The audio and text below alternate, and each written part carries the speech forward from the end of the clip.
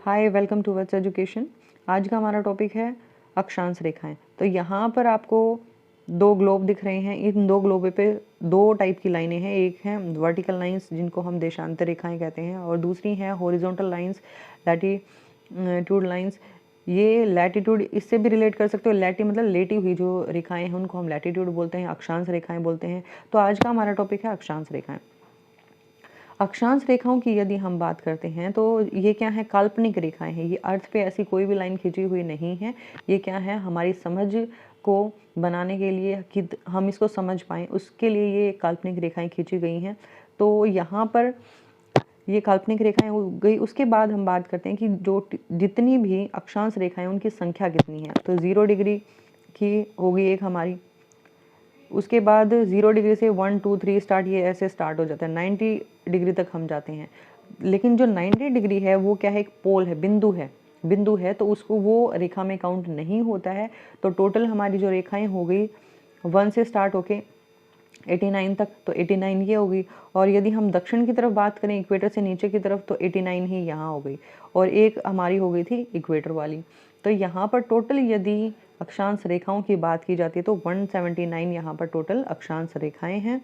और यदि हम अक्षांशों की बात करते हैं तो ये अक्षांशों में यहाँ पर नॉर्थ पोल वाला बिंदु और साउथ पोल वाला बिंदु भी इंक्लूड हो जाता है। तो यहाँ पर 179 में 2 और ऐड कर देंगे तो टोटल 181 यहाँ पर कुल अक्षांश हो जाएंगे। ये क्लियर होना चाहिए। अक्षांश रेखाओं की बात हो तो 179, और यदि अक्षांशों की बात हो तो 181 अक्षांश होते हैं। उसके बाद हम बात करते हैं कि दो अक्षांश रेखाओं के बीच का जो डिस्टेंस है वो कितना होता है।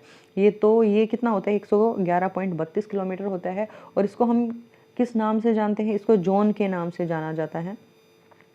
उसके बाद एक और क्वेश्चन है, वो आपके लिए है कि कौन सी अक्षांश रेखा सबसे लंबी है। इसका आंसर आपको कमेंट करके बताना है। सबसे लंबी अक्षांश रेखा कौन सी है। यदि आप इसका आंसर नहीं बता पाते हैं तो वहीं पर कमेंट में बता दीजिए, ताकि मैं आपको नेक्स्ट वीडियो में इसका आंसर कर दूं।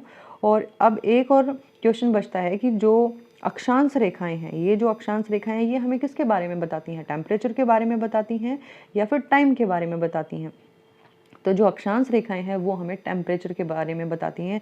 जो 0 डिग्री इक्वेटर है, यहाँ उष्ण कटिबंध है, सूर्य के बिल्कुल सामने वाला हिस्सा है ये। तो यहाँ पर क्या है, गर्मी ज़्यादा है।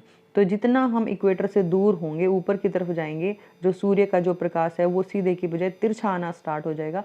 तो जिसकी वजह से जो टेम्परेचर है वो भी हमारा कम हो जाएगा। तो यहाँ पर ये क्लियर होता है कि जो अक्षांश रेखाएं हैं वो हमें टेम्परेचर के बारे में बताती हैं, टाइम के बारे में नहीं बताती हैं।